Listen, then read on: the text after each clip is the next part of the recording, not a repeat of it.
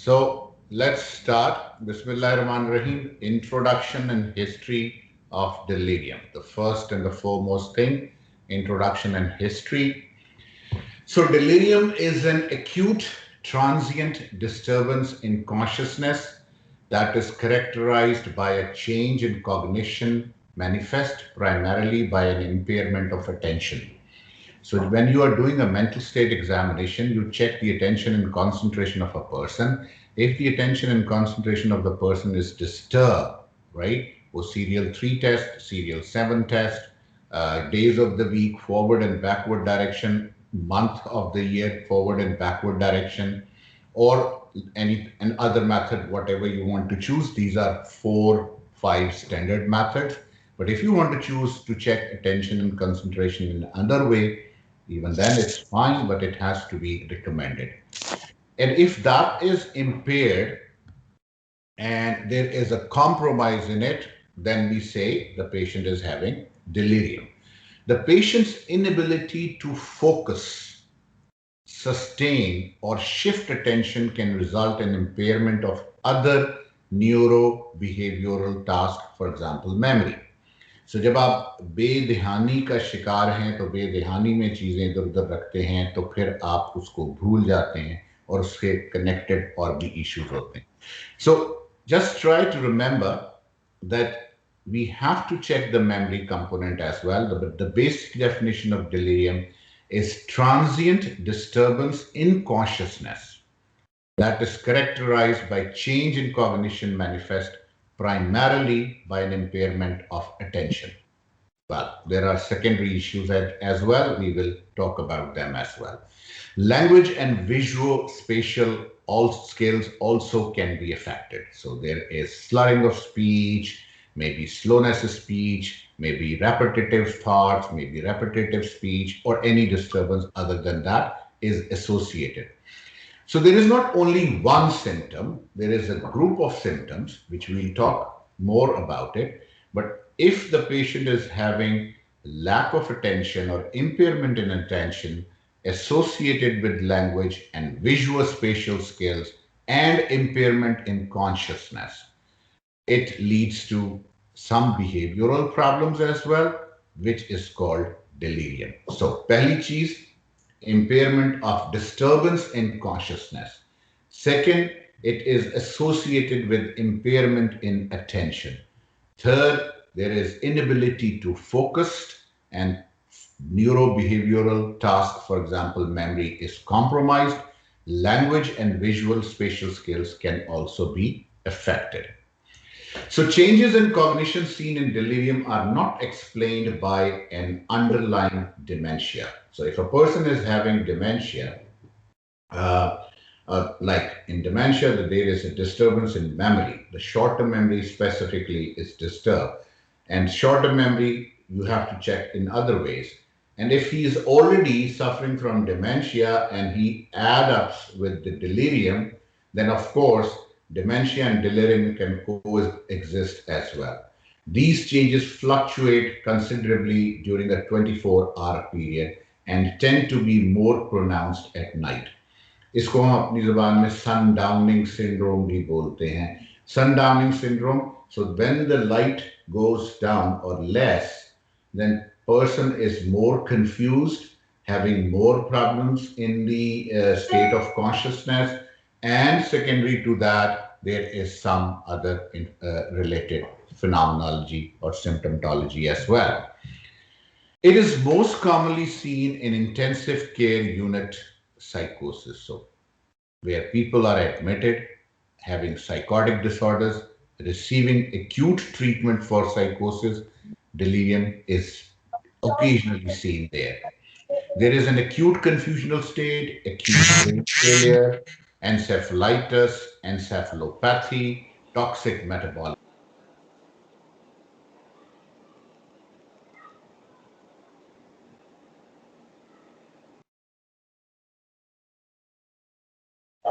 Sir, please unmute your mic.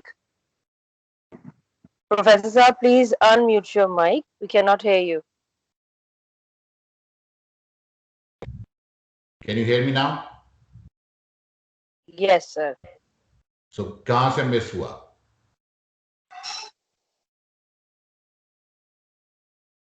Sir आप toxic metabolites पे थे आप, टॉक्सिक मेटाबोलाइट्स का बता. Let's start back from there. Intensive care unit psychosis, acute confusional state, acute brain failure, encephalitis, encephalopathy, toxic metabolic state, central nervous system toxicity, synchronism, paraneoplastic limbic encephalitis, sundowning, cerebral insufficiency, organic brain syndrome. Now, some of these terms you may not be able to understand or recognize, but that doesn't make a problem. I'll try to explain all of them. But to be honest, again, you have to ensure that whenever there is a list required as a differential diagnosis in exam situation, these are some of the things that you have to mention there.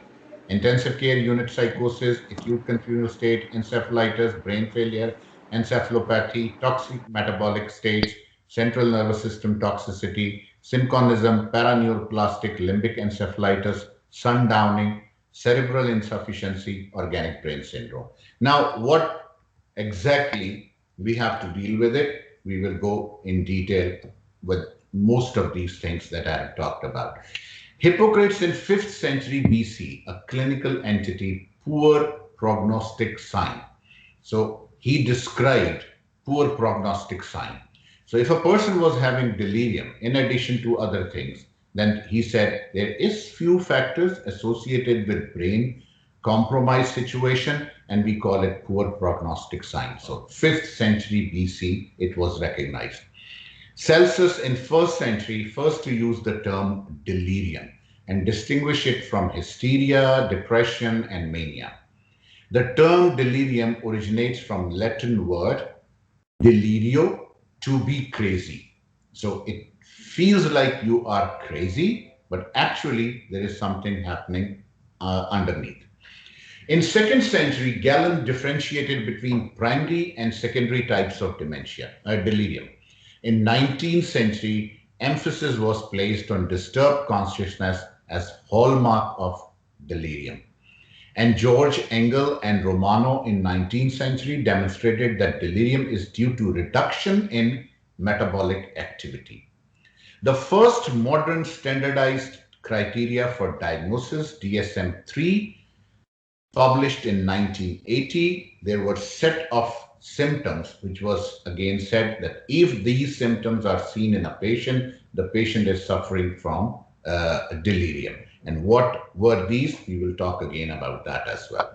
Substantial alterations of the diagnostic criteria for delirium were made in 1987 in DSM-3R.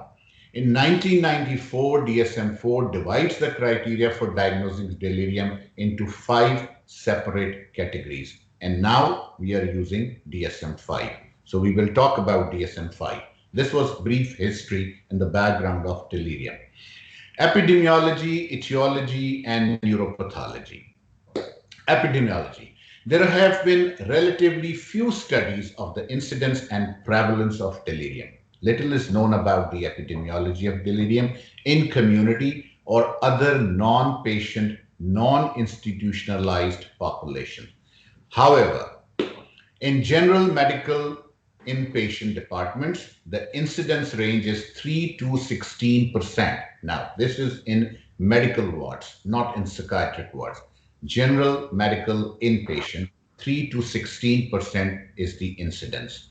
Medical and surgical inpatients, 10 to 55%, which is a very high. It means every second patient develops delirium at certain stage, but again, it is corrected or it is okay. General surgical inpatient, 9 to 15%. Critical care units patients, 16 to 83%. Cardiac surgery, 7 to 34%. Orthopedic surgery, 18 to 50%.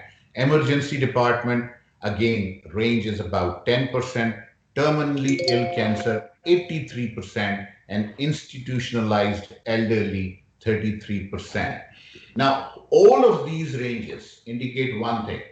And the major indication is that delirium is a common problem in patients who are having medical or surgical situations, and ranges around 10 to 20%. So even in exam situation, if this question is asked, what is the prevalence of the delirium or incidence of delirium, you can safely say that around 10 to 20% delirium is seen in day.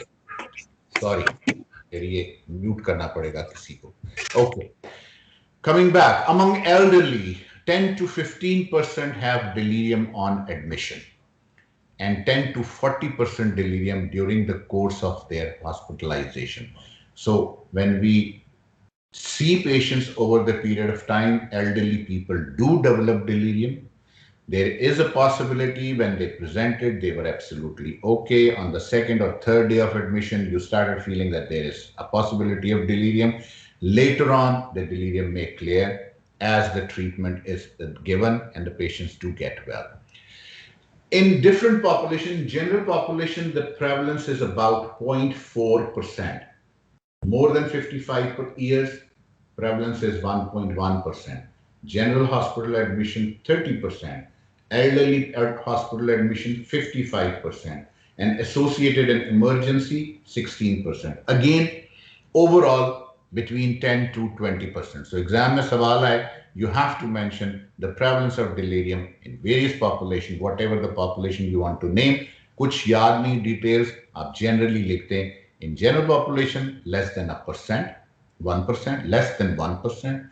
Otherwise, the range is 10 to 20%, and you will be okay with it. AIDS mein, it's 40%.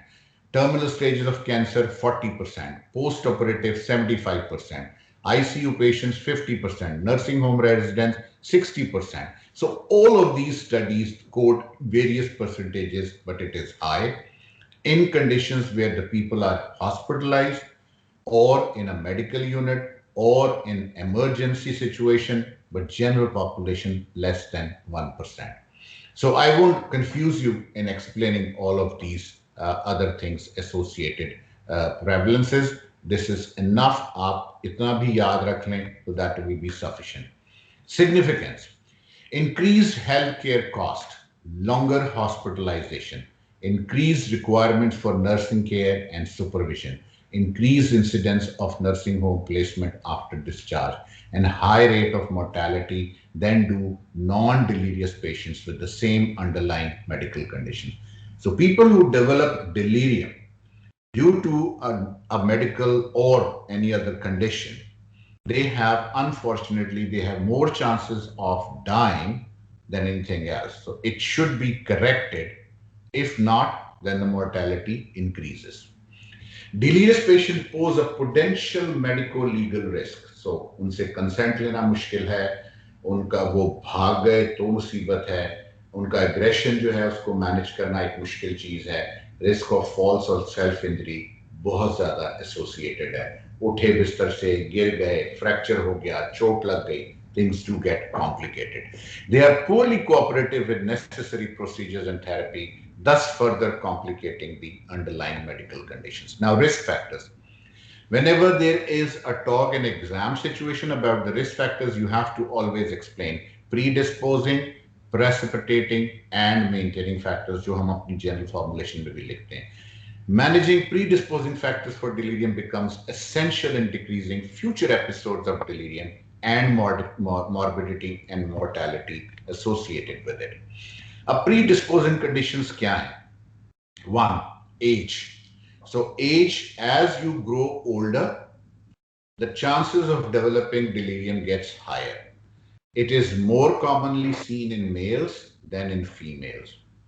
If the person is having dementia or other cognitive problems or depression, the chances of developing delirium is high. Functional dependence, immobility, history of falls, low level of activity leads to higher chances of developing delirium. इसीलिए हम बार-बार मरीजों को कहते हैं walk करें, चलें, अपने आप को physically active रखें. If you are trying to be lying down most of the time, having visual impairments, hearing deficits, sedentary lifestyles, you are elderly, chances of developing delirium are high. So these are all predisposing factors. Some other predisposing factors are oral intake, so dehydration, most common, malnutrition. जैसे जैसे उम्र बढ़ती है आपकी diet reduce होती है, selectivity for the food is compromised as well. Again, unfortunately, mute कर दीजिए. Drugs, again, as you grow old, the possibility of being on the drug gets higher as well. जब आप जवान हैं आपको दवाइयों की कम जरूरत है, जैसे जैसे एज बढ़ेगी दवाइयों की रिक्वायरमेंट भी बढ़ती चली जाएगी. सो दवाइयों की रिक्वायरमेंट बढ़ेगी, पैनाडोल खाते हैं दर्द के लिए, ब्रूफेन खाते हैं दर्द के लिए, आप किडनीज के लिए कोई दवाई खाते हैं, प्रोफाइलेक्टिकली हार्ट के लिए दवाई खाते हैं, डायबिटीज की दवाई खाते हैं, chances of developing delirium gets worse. So whenever the patient comes to me and they have a long list of medication, my first thing is cut away the irrelevant medication, bring the patient down to whatever is needed. हमारे यहाँ unfortunately problem ये है कि जैसे जैसे as बढ़ती है दवाइयाँ भी बढ़ती चली जाती हैं और डॉक्टरों के नुस्खों पे दवाइयों की लाइनें भी बढ़ती चली जाती हैं. उससे पेशेंट को फायदा कम और नुकसान ज्यादा होने की पॉसिबिलिटीज बढ़ जाती हैं. So we have to consider this as the patient is growing older, less number of medication, although there are more physical morbidities and psychological morbidities, but दवाइयाँ कम रखनी है, आहिस्ता आहिस्ता बढ़ानी है. That is essential. I hope I'm still there. Okay. So coexisting medical conditions like diabetes, hypertension, liver disease, stroke, neurological problems, metabolic syndrome, thyroid issues, blood pressure, terminal diseases, they all are predisposing factors. Now, precipitating factors.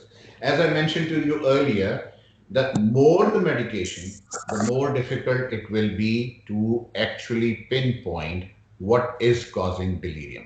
So मेरे पास अगर मरीज आता है तो आमतौर पे 60 plus पे vitamin D ले लें, विटामिन फला ले लें, विटामिन ई ले लें, ड्रिप लगा दें, इंजेक्टेबल फॉर्म्स में कुछ दे दें. Again, those things make things more complicated to manage. So try, whosoever is able to understand, to cut down the number of the medication. दर्द एक common symptom है जो as you grow older दर्द की complaints बढ़ती हैं.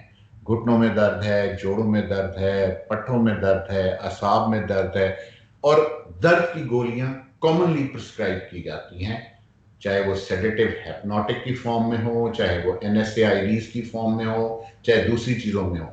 Always increases the chances of delirium. So the primary target is to cut down the medication and improve the quality of life. Rather keep giving more and more medication. दर्द ठीक नहीं हो रही, अब पैनाडोल के साथ ब्रूफेन खा रही, दर्द ठीक नहीं हो रही, अब आइबुप्रोफेन के साथ कोई और दवाई मिला लें, और फिर अल्टीमेटली सिंथेटिक नार्कोटिक एनाल्जेसिक्स जो हमारे सेटअप में बहुत कॉमनली लिखे जाते हैं. डायजेसिक की गोलियां जिसमें नार्कोटिक सिंथेटिक एनाल्जेसिक है commonly prescribe, which is unfortunate, but it should be prescribed carefully. Okay, so Dr. Mubashir is here. Okay, thank you very much. Primary neurological diseases: stroke, non-dominant hemisphere, intracranial bleed, meningitis, encephalitis. Now, these things are very common in extremes of ages. बच्चों में भी और elderly में भी. दरमियान वाली as में, adolescence में और यंग एज में यूजुअली ये प्रॉब्लम्स नहीं देखी जाती. So we have to be careful about those differential diagnosis as well. Then infections. You all know infections are common in either children more or in elderly more. दरमियान वाली as में relatively you are less chances of having infectious diseases. Iatrogenic complications, severe acute illness, hypoxia, shock, anemia, dehydration, poor nutritional status, low serum albumin levels, and metabolic derangements. Surprisingly, albumin level, whenever you ask for the liver function test, it includes albumin levels, globulin levels, and AG ratio. And if the albumin levels are disturbed, most of the psychiatric people, they won't be able to understand what is happening. So to be on the safe side, if you see that there is an albumin level disturbance, there is a precipitating factor for delirium, so be careful about that as well. Surgery, as I mentioned earlier, most of the surgical patients, they do have the possibility of developing delirium, not only because of the surgical procedures, but other things associated with it. There is a possibility of infection, possibility of anesthesia, possibility of other situations जिनसे वो complications बढ़ने के chances हैं. जख्म नहीं ठीक हो रहा, बाकी चीजें हो रही हैं, so delirious होने के patient के chances ज़्यादा हैं. और inpatient units में, medical and surgical units में, unfortunately, this is a problem. And pain, as I mentioned, again, a precipitating factor. Practically any physiological derangement can cause delirium in a susceptible individual. A currently conceptualized delirium is a threshold phenomena where systemic and cerebral insults are cumulative. So you have to be careful about that too. Okay, moving forward. In prospective study of delirium in elderly patients, Francis and colleagues identified 5 leading causes of delirium: fluid and electrolyte imbalance, infection, medication toxicity, metabolic derange, sensory and environmental disturbances. अब इसमें अगर आप एक चीज note करें तो fluid and electrolyte imbalance. The first and the foremost test that you need to do and go for in a delirious patient is serum electrolytes. Infection, ruling out them and then trying to evaluate them is the second possibility. And medication toxicity. More the medications on the script, the more chances of patient developing a delirium, and you will be confused whether this is something else or delirium. Don't get confused. We will talk about the diagnostic criteria again. Good premorbid functioning before delirium is a protective factor. Early recognition have a significant impact on improving patient outcome and reduce the cost of caring for delirious patient. Now this is again a secondary thing, and which is very important कि जितनी जल्दी उसका अंदाजा हो जाए treat करने, उतना insult to the brain, reversible insult to the brain, the chances are minimized. The more the chances of persisting delirium for a longer period of time, then there are chances of the brain damage and an insult to the brain, and maybe things may go beyond correctable state, which is a problem. Overall, nutshell, again, I will say you the same thing again and again. Whenever you see a patient and he is having some symptoms where he is not able to focus or pay attention, or losing something and talking strangely, always check the number of the medication they are taking.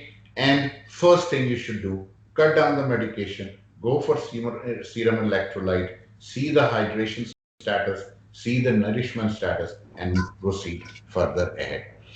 Anatomical areas that are involved: prefrontal cortex, right cerebral hemisphere, especially the parietal lobes, subcortical nuclei, right-sided thalamus, and caudate. So these are the 4 basic areas. अगर neuropathophysiology exam में सवाल आ जाए, 4 हिस्से याद रखने हैं: prefrontal cortex, parietal lobe of the dominant hemisphere, subcortical nuclei, right thalamus, and caudate nucleus. 4 नाम याद रखने हैं delirium में: neuropathophysiology, prefrontal cortex, parietal lobe, thalamus, and caudate nucleus. You will get the marks. Neurotransmission. All of the neurotransmitters are disturbed if there is a possibility of delirium. So delirium में जब neurotransmission की बात आए तो आप cholinergic system, dopaminergic system, GABAergic system, norepinephrine system, serotonergic system, glutaminergic system, opioid receptors and histaminergic system, सारों को include कर लें, सब इन्वॉल्व होंगे, बिकॉज एक ग्लोबल प्रॉब्लम होगी. Acetylcholine is decreased and anticholinergic medications, unfortunately, again, this is a common practice in psychiatry. We prescribe antipsychotic, we give anticholinergic drugs with it. I don't do that. जो लोग मेरे साथ काम करते हैं, I always feel that the anticholinergic drugs should be given whenever it is necessary. Don't prescribe it simultaneously. All anticholinergics are very much a big cause of delirium in psychiatric patients. Antipsychotic दवाई आप रिस्पेरिडॉन prescribe करते हैं, साथ में anticholinergic भी लिख देते हैं. डोंट डू दैट अनलेस और until patient develops an EPS. Don't give anticholinergic medication. B1 deficiency, hypoxia, hypoglycemia, and other situations can lead to, again, dopamine, increased dopamine activity. So acetylcholine is reduced, dopamine is increased, GABA is increased, serotonin may be up or down in delirium, depending upon the situation. If it is because of the metabolic situation, the serotonin may go up and leads to serotonin syndrome. If it is related to other situations, serotonin may go down, but usually it is up. Histamine are associated with delirium because it leads to drowsiness. Increase in histamine makes you more drowsy, and it causes more confusion and related issues. Glutamate, usually it is high, and NMDA antagonists such as phencyclidine and PCP and ketamine are also associated with things. These are a little bit complicated. I don't want to go into cytokines, oxidative metabolism, but let's talk about diagnosis and differentiation. Now, this is important for all of you to understand this person. Sorry. Okay. Sure, बहुत हो रहा है. Classification. In DSM-5, in chapter of neurocognitive disorders, which consist of delirium, major NCD, mild NCD, and other etiological subtypes. ये 3 terms इस्तेमाल होती हैं आजकल. Again, delirium, neurocognitive disturbance, mild neurocognitive disturbance, and other etiological subtypes. इस पे divide किया गया. ICD-10 में अभी भी हम F00 को यूज कर रहे हैं, including symptomatic mental disorders F05. F10 to F19 are mental and behavioral disorders due to psychoactive substances used with individual substances. So ICD-10, again, I'm not very comfortable because it's an old one, but DSM-5, remember there are 3 major terms used in DSM-5. Delirium, major NCD, and mild NCD, and other etiological types. Criteria kya hai? That is important. A disturbance in attention. So it's not memory, it is disturbance in attention. Reduced ability to direct, focus, sustain, and shift attention. आप उनसे जब सवाल पूछते हैं तो सवाल जवाब में जो cognitive capabilities है to respond back and interact, they are compromised. So usually what I do, I usually ask, आपका क्या नाम है? Usually घर वाले सारे बताने कहते हैं इनका नाम अब्दुल गफूर है, कि जी आप चुप कर जाए, इनको बोलने दें, because that is the feeling that we have to understand. Reduced ability to direct, focus, sustain, and shift attention. एक सवाल पूछते पूछते एकदम दूसरा सवाल पूछते हैं. बात आप कर रहे थे दिनों की और मौसम की और एकदम आप पूछें आप यहाँ किसके साथ आए. So that shifting of the attention span leads to the answers, which leads to some of the question. So जो मेरे साथ बैठे होते हैं वो आमतौर पर उनको समझ नहीं आती कि मैं सवाल में इधर से उधर जंप क्यों कर देता हूँ. The jump is always just to seek if there is a shift in the attention span, appropriate or not. If the person is still stuck to the previous conversation, not moving forward, I will definitely consider delirium as one of the situation. Elderly people, the mental state usually is very difficult. But remember, this is the attention span. Reduced ability to direct, focus, sustain, and shift attention is criteria A. Disturbance develops over a short period of time, usually few hours to few days. An additional disturbance in cognition, memory deficit, disorientation, language problem, visual spatial ability और perception, पांचों में से कुछ भी. लेकिन primary criteria A, attention deficit, 2, short period of time, 3, may be associated with memory and other deficits. D, disturbance in criteria A and C, better not explained by another. A, attention span खराब है. C, बाकी चीजें भी खराब हो गई. बातचीत में खराब है, हाथ की मूवमेंट्स में कोऑर्डिनेशन नहीं है, डिसोरिएंटेशन सी है, परसेप्चुअल एबनॉर्मैलिटीज हैं. E, there is evidence from the history, physical examination, laboratory findings that disturbance is a direct physiological consequences of another general medical condition or substance abuse. So diabetes है, uncontrolled है, HbA1c 11-12 है, और patient जो है वो disoriented है, उसका lack of again visual spatial skills compromised हैं. Delirium is the answer. So diagnostic criteria 5, 1, attention, 2, short period, 3, cognitive disturbance may be associated, 4, A or C, and 5, history and examination reveal some significant finding or substance intoxication. So ये 5 चीजें आपको जहन में रखनी है. अब उसके बाद इसके स्पेसिफायर्स हैं.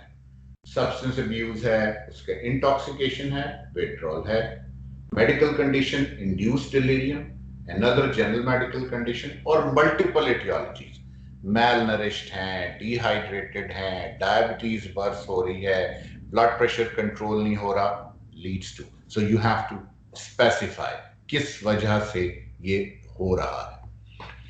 एक्यूट है, परसिस्टेंट है. एक्यूट फ्यू आवर्स और अ डे, परसिस्टेंट कई महीनों से ठीक हो जाते हैं, खराब हो जाते हैं, ठीक हो जाते हैं, खराब हो जाते हैं. अब last specifier hyper active, hypo active और मिक्स्ड. हाइपर एक्टिव एजिटेटेड हैं, घबराहट है, हाथ चला रहे हैं, पांव मार रहे हैं, शोर मचा रहे हैं, गालियां दे रहे हैं. Hyper active. हाइपो एक्टिव बस आंखें बंद करके लेटे हुए, हिलाएं, पूछें, बात करते हैं, फिर आंखें बंद करके लेट जाते हैं. And mixed level, when there are times when person goes in hyper phase and there are times when person goes in hypo phase. Now the confusion comes when there is other symptoms associated with it, like emotional disability. Anxiety है, दिल की धड़कन तेज हो रही है, खौफ है, बेचैनी है, गुस्सा है. जब ये symptoms साथ add होते हैं, then the diagnosis gets complicated. So most of the people start focusing on these issues. Okay, बुजुर्ग हैं, 62 years की एज है. 62 is not a बुजुर्ग. Up to 65 is middle age, but still usually Pakistan population में 62 years as है, diabetic हैं, hypertensive हैं, और घबराहट हो रही है, खौफ महसूस हो रहा है, बाहर जाने का दिल नहीं कर रहा. सारी टेंशन हमारी इन सिम्टम्स पे आ जाती है, बाकी चीजों को हम निग्लेक्ट कर देते हैं. Don't do that. Always get the person investigated. एक मुझे आज तक ये बात भी समझ नहीं आती कि हम साइकियाट्रिस्ट ब्लड टेस्ट करवाते हुए इतना डरते क्यों हैं. ये it's a strange phenomena. You must get the investigation done for anything that you are suspecting. अगर मेडिकल प्रोफेशन में, जनरल मेडिकल कंडीशन में वो टेस्ट लिख के दे सकते हैं, आप क्यों नहीं लिख के दे सकते? आप MBBS डॉक्टर्स हैं, आप क्वालिफाइड हैं, आप टेस्ट लिख के दे सकते हैं. हाँ, टेस्टों में अगर आपको कोई ऐसी चीज लगे कि आपके बस से बाहर है, तो आप जरूर रेफर करें, otherwise preferably not. Now in ICD-10, delirium not induced by okay. So delirium not superimposed on dementia, delirium superimposed on dementia, other delirium और delirium unspecified. ये 4 कैटेगरीज एडेड हैं जो DSM-5 में आपको नहीं मिलती. F5 delirium not induced by alcohol and other ICD-10 की definition है. I prefer that don't take two definitions at a time. Just remember one of them, which is easier, DSM-5. Don't read two of them. Confusion होगी. So इसलिए मैं इसको छोड़ा. Okay. Recognizing warning signs of delirium. Acute change in mental state examination. आज देखा था कुछ और था, कल देखा था कुछ और है. Presence of medical illness. Visual hallucination. Now, visual hallucinations are the type of the situation which always indicate organicity at first, unless or until, again, it is ruled out. Fluctuating levels of consciousness and acute development of psychiatric symptoms. Acute in development of the psychiatric symptoms is critical. कल तक ठीक थे, आज सुबह से कह रहे हैं बहुत बेचैनी है और उस बेचैनी की कोई वजह समझ नहीं आ रही. Always think of delirium first, then anything else. If the person is developing epilepsy or seizures or he is in a prodromal state, again, delirium could be a possibility with that. Now, there are few scales available, although we don't use it in clinical practice, but for exam purposes, name of these scales are important. So just remember them. For the assessment of confusion, there is a scale called CAM, Confusion Assessment Method. And then there is CAM ICU for critically ill patient. For severity of delirium is DRS, Delirium Rating Scale. Simple. ये भी इम्तिहान में लिख दो, चल जाएगा. Memorial Delirium Assessment Scale, M-DAS. DRS और M-DAS, दो नाम भी अगर एग्जाम में लिख देंगे, more than enough. Differential diagnosis. अगर एग्जाम में आ जाए, give me the differential diagnosis of delirium, you have to mention these things. लेकिन अगर एग्जाम में general question आए, etiological factors of delirium, so जो मैंने slide शुरू की थी, वहां से start करना है. Now, starting from here, depression, dementia, schizophrenia, adjustment disorder, anxiety disorders, agitated depression, mania. All major psychiatric morbidity is included with the addition of adjustment disorder.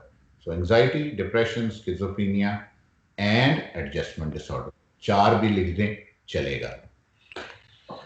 अब ये differentiation points हैं, delirium, dementia, depression और schizophrenia में differentiate करने के लिए. Again, I won't go into this detail. Course and prognosis. By the third hospital day, approximately one half of the patients are diagnosed with delirium and they are treated, and usually in 5 days' time, it should be okay. Most of the patients recover and some of the symptoms keep on going on for weeks. Most of the patients, they recover in 3 to 5 days' time. Symptom resolution is frequently incomplete by hospital discharge with as many as 15% of the patient. So, 100% recovery नहीं होगी, लेकिन patient बेहतर हो जाएगा. And in general, studies suggest increased mortality, increase associated with delirium, and additional at 24 months' time. Last, the important thing, what to do about it? Prevention and management. So the key point, prevention is better than cure. Diabetic, hypertensive, age-related issues, बच्चे जहाँ पे भी possibilities इस तरह की नजर आए, prevention is better than cure.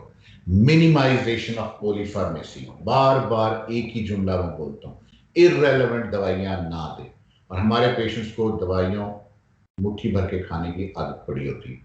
खास तौर पे वो पेशेंट्स जिनको GI डिस्टर्बेंस हो, डायबिटिक हो, हाइपरटेंसिव हो. अब ये कोमॉर्बिडिटी साथ साथ चलती. हार्ट अटैक हुआ था, बाईपास सर्जरी हुई थी, 5 दवाइयाँ उन्होंने लिख दी. डायबिटिक हैं, 4 दवाइयाँ डायबिटीज वाले की खा रहे हैं.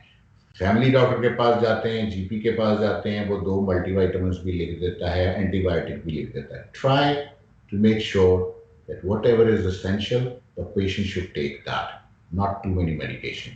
Anticholinergics and sedatives and opioids should be avoided to extreme. सो वो तमाम पेन की दवाइयां जिनमें सिंथेटिक नार्कोटिक एनाल्जेसिक शामिल हो मत दें। मेंटेन हाइड्रेशन एंड न्यूट्रिशन, अच्छे खाने पे प्रेफरेंस दें। पेशेंट पानी पूरा पिए, दिन में 4 से 6 गिलास पानी पिए। मौसम गर्म है, ज्यादा पानी पिए।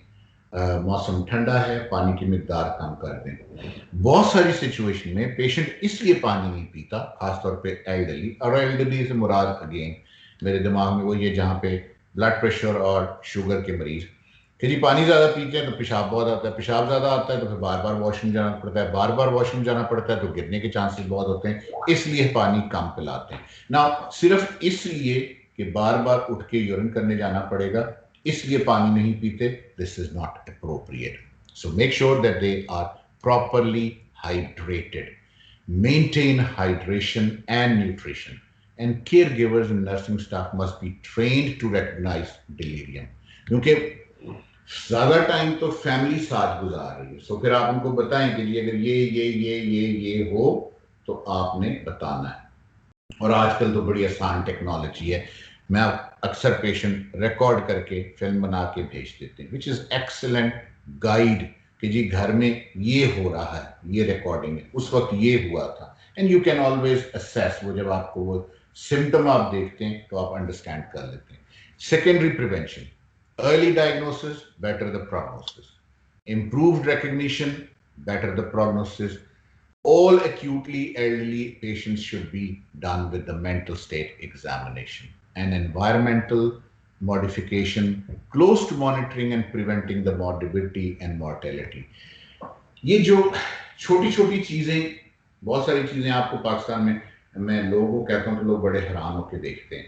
लाइक वॉशरूम में there are support bars available and they are available in Pakistan as well. I haven't seen people, मेरी वालदा जब बीमार हुई तो मैं सबसे पहले एक गया सैनिटरी बड़ी दुकान के ऊपर और उनसे मैंने सपोर्ट बार्स मांगी और उनके पास थी, और वो सपोर्ट बार्स मैंने वॉशरूम में मुख्तलिफ जगहों पे इंस्टॉल करवा दी। पेज से लगी, एक कमोड के साथ है, एक सिंक के साथ है, एक दरवाजे के पास है, ताकि उस एज में जब पेशेंट को वॉक करनी है या खड़े होना है तो उसको थोड़ा सा सहारा उधर से भी मिले। Very small thing but it works well.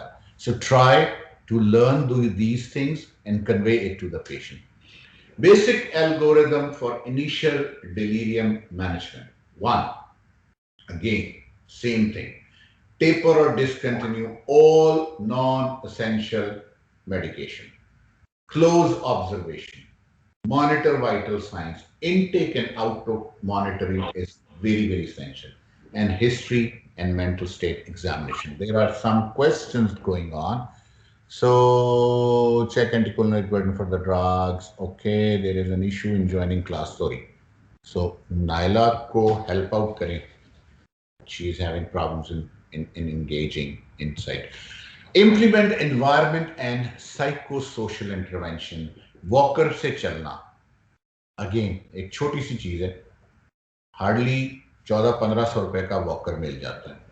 अब पेशेंट ये कंप्लेंट करते हैं कि जी वॉकर लेके चलने में हमें दिक्कत होती है, इसलिए कि वॉकर को उठा के रखना पड़ता है। बड़ी छोटी सी टेक्निक है कि जी आप टेनिस बॉल 4 बॉल्स लें, टेनिस बॉलों में सुराख करें और वॉकर के आप नीचे ऐड कर दें। रिसेंटली मैं अपने बच्चों के साथ एक कार्टून मूवी देख रहा था, अप मूवी में बाबा जी को दिखाया हुआ था, अगेन वॉकर पकड़ी हुई, टेनिस बॉल्स वॉकर के चारों साइड पे लगी हुई। It's a very simple technique, so we don't have to lift up the walker, you can just drag the walker and walk, which works very well. So ऐसी छोटी छोटी चीजों पे फोकस करें। सपोर्ट बार्स कहाँ लगवाई जा सकती हैं, आप वॉकर में किस किस्म से यूज कर सकते हैं, आप लाइट कमरे में कितनी रखेंगे, दिन के वक्त लाइट जलानी है कि नहीं जलानी है, रात के वक्त लाइट कितनी होगी। Never ever switch off the lights in people who are having delirium और dementia, don't switch off the light in their rooms, because वो सन डाउनिंग इफेक्ट से सिम्टम्स वर्सन होंगे। Physical restraints, usually never ever use physical restraints. अगर खास तौर पे कोई elderly है तो उसमें तो फिजिकल रिस्ट्रेंट्स बिल्कुल भी इस्तेमाल नहीं करनी। ये भी अनफॉर्चुनेटली बड़ा मसला है कि जी बाबा जी बहुत तंग कर रहे थे, उनको बिस्तर से बांध दिया, बजाय इसके कि उसका ट्रीटमेंट करें। Unfortunately complication.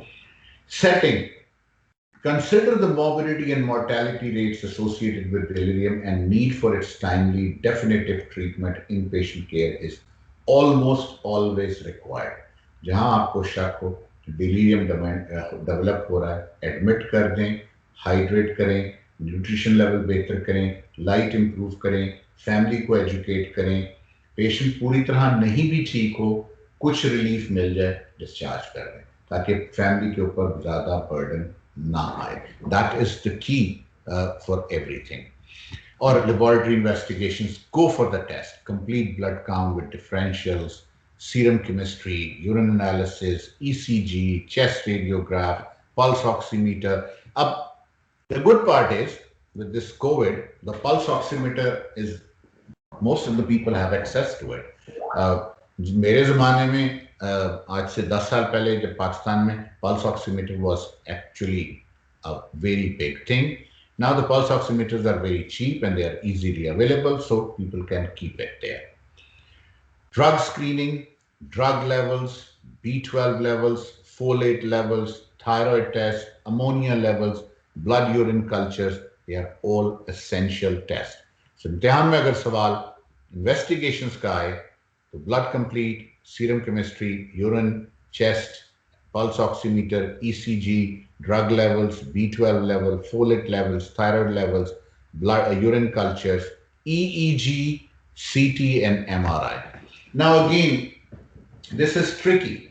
जहां MRI की और CT की जरूरत नहीं है वहां MRI और CT हो रहे होते हैं, और जहां जरूरत है जो रूल है CT स्कैन अब हर अस्पताल में अवेलेबल है, MRI frequently available है, and we can always, so kindly use it wherever it is necessary. Go for it and get the MRI done.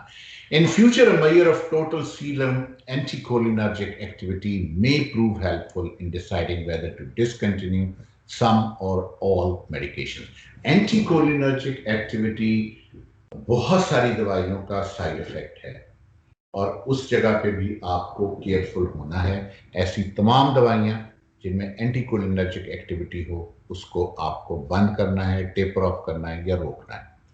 EEG, slowing of the posterior dominant rhythm and increased generalized slow wave activity. EEG पे ये finding है। EEG वैसे आप लोगों ने नहीं पढ़ी, अगर कहोगे तो मैं EEG भी पढ़ा दूंगा। EEG पढ़नी तमाम साइकियाट्रिस्ट को आनी चाहिए। वैसे ये न्यूरोलॉजिस्ट का काम है, लेकिन साइकियाट्री में EEG कहाँ इस्तेमाल होती है? बहुत सारी जगहों पे, और EEG एक इम्पॉर्टेंट इन्वेस्टिगेशन है साइकियाट्री में, और साइकियाट्रिस्ट को EEG पढ़नी आनी चाहिए।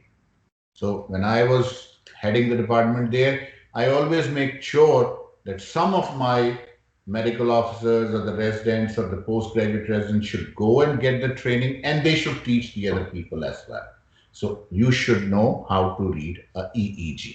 And posterior dominant rhythm and increased generalized slow wave activity is one of the significant findings in EEG. In neuroimaging, structural brain imaging may detect acute or subacute conditions such as subarachnoid hemorrhage, subdural hematomas, intracranial tumors, vascular changes including stroke or lacunar infarcts or bleeding tendencies or any other associated phenomena. Non-pharmacological intervention is important, so promote day activity, walk करें, exercise करें। अब वो कहते हैं जी इनसे चला नहीं जाता, ओके फाइन, आई एग्री कि चलना बहुत मुश्किल है, वॉकर के साथ चलना है, लेकिन जितना चला जा सकता है, जरूरी नहीं कि एक वक्त में आपने 100 मीटर की स्प्रिंट लगानी है। सो आप वॉकर पकड़ें, थोड़ी थोड़ी वॉक करें, जहां थक जाएं बैठ जाएं, फिर चलें, फिर थक जाएं, फिर बैठ जाएं, फिर चलें, फिर थक जाएं, फिर बैठ जाएं, चलते रहें। So that physical activity leads to less possibility of getting more confused and more delirious, right? Suggest ये किया जाता है कि जो रूम है उसमें फर्नीचर मिनिमल हो, so एक बेड, एक टेबल, बाथरूम के रास्ता सीधा जरूरी है। फिर कमरा वेल इल्यूमिनेटेड हो, खिड़की हो, लाइट प्रॉपर हो, 24 घंटे लाइट जलती रहे, बेड बहुत ऊंचा ना हो, उधर से उतरने में आसानी हो, बेड के ऊपर जो मैट्रेस है वो धसा हुआ ना हो, सख्त हार्ड मैट्रेस हो, मैट्रेस नहीं तो गद्दा डालें, लकड़ी का बिस्तर उसके ऊपर गद्दा. नो दो these small things they help and they really help, so you should know that. Encouraging personal items, सारी चीजें एक्सेसिबल हों, limiting visit specially for hyper active delirious patients. Stimulation जितनी कम होगी उतना हाइपर एक्टिव डिलीरियम जल्दी settle हो जाएगा. जितनी नींद बेहतर हो जाएगी, hyper active and other forms of delirium बेहतर हो जाएंगे. और interruptions of sleep should be minimized when possible. Adequate nutrition. So these are the general principles. और सबसे जरूरी चीज, दवाई वक्त पे खानी है, टेस्ट वक्त पे कराना है, ब्लड प्रेशर मॉनिटर रखना है, शुगर मॉनिटर रखनी है, और इन चीजों में कोई कॉम्प्रोमाइज ना हो. सो इम्तिहान में सवाल में मैनेजमेंट इश्यूज में non pharmacological interventions are important. और ये जितनी चीजें मैं आपको बता रहा हूँ, दवाइयाँ, काम, जगह खुली, वॉक जरूरी, एक्सरसाइज चले, मेल न्यूट्रिशन ना हो, हाइड्रेशन लेवल ठीक हो, ये चीजें सारी आपने लिखनी है because they are important and they carry marks. Antipsychotics and other medications. Now, medication part, I think this is what it is. Now, what medication should be given? पुराने जमाने में haloperidol was the drug of choice. 0.25 milligrams to 1.5 milligrams per day. Well, I'm not in favor of haloperidol. Usually haloperidol से side effects EPS आ जाते हैं, drowsiness होती है, sedation होती है. एक जमाना था haloperidol 40 मिलीग्राम तक भी दी जाती थी. अब हम 5 मिलीग्राम देते हुए भी डरते हैं. Well, शायद मैं भी डरता हूँ, देता हूँ अभी मैं पेशेंट्स को बहुत कम. So there are safer options available to treat delirium. Exam में पहली दवाई haloperidol ही लिखनी है. दवाई की dose 0.25 milligrams to 1.5 milligrams per day, right. और वो ओरल फॉर्म में दें, बेस्ट है. इंजेक्टेबल फॉर्म में दें, लेस प्रायर. लेकिन इंजेक्टेबल फॉर्म में एक प्रॉब्लम ये है कि 5 milligrams of injectable is equivalent to 20 milligrams of oral. So अगर elderly patient को injectable देना है तो आपको डोज significantly reduce कर देनी है. The good part is कि हाफ लाइफ शॉर्ट है, जल्दी वॉश आउट हो जाती है, पेशेंट ठीक हो जाता है. इस पे मुझे एक किस्सा याद आ रहा है जो मैं सुनाऊं. एक बहुत एलीट क्लास सीनियर लेवल के इंसान थे. उनकी वालदा को मुझे कहा गया कि देख लें. रात को 11 साढ़े 11 बजे सर्दियों के दिनों में उनकी वालदा को देखने गया, जबरदस्ती दिखाना था. देखा और मैंने देखा कि उनको डिलीरियम डेवलप हो रहा था और किसी ने उनको हेलोपेरिडॉल दी हुई थी और 5 milligram BD दी हुई थी. And I was shocked, personally speaking, that this lady is going into delirium. They haven't got the CT scan done. They haven't got any investigation done. That they started haloperidol. Please don't do that. Investigate, establish the cause, then treat the cause, and delirium will be okay. So haloperidol is one of the options, right? Second generation antipsychotics, I prefer them, and out of them, olanzapine is my favorite. So I prefer olanzapine 2.5 milligram choti si dose at bedtime or and maybe during the day if needed. It works very well. Risperidone can be given. Some people prefer quetiapine, but quetiapine I have seen that it is very sedative. It has QTC prolongation side effect. Most of these people, they do have cardiac problems. So I'm a little bit reluctant in giving quetiapine, but you can choose these drugs and other drugs as well. So various studies quoting various drugs and what to go do and how much to be given. I won't go into that detail. Benzodiazepines usually are avoided because they can make people get more upset. But if you have to give a benzodiazepine, it should be lorazepam, 0.5 to 3 milligrams per day as needed, right? Short acting, calm karti hai. Now the other drugs like donepezil, rivastigmine, melatonin, valproate, you can try them. I prefer olanzapine. I prefer again pregabalin in low dose, which is relatively safer to induce sedation and anxiety भी बेहतर हो जाती है और चीजें improve भी कर जाती हैं. I'm not in favor of giving ECT, but theoretically speaking, it is mentioned in the literature that you can give ECT as one of the indication for ECT is untreated delirium for a longer period of time. This table is quite complicated, so I won't be going into that detail. And lastly, conclusion. Okay, so delirium is a complex neuropsychiatric syndrome that is common in all healthcare settings. The field is hampered by poor detection. Psychiatrists can play a pivotal role in the diagnosis and treatment of delirious patients. Typical neuroleptic drugs remain the cornerstone of the treatment. Cognitive impairment of delirium is not entirely reversible in all patients. During delirium, there is a significant risk of progression of underlying dementia, and symptoms may frequently persist beyond the acute state. Thank you very much for listening to me. अब मैं सवाल आप लोगों से ले लेता हूं. Okay, so you use olanzapine as well, which is good. Any question? थोड़ी सी प्रेजेंटेशन मैंने तेजी से की थी और उसकी रीजन ये नहीं थी कि मैं तेजी से करना चाहता था. उसकी रीजन मुझे ये नजर आ रही थी कि टॉपिक जरा लंबा था और मैंने कहा ये कामरान ने कवर भी कर दिया, तो let's cover it up relatively quickly, so it will be just the advantage. I hope you people understood everything. Anybody wants to ask any question?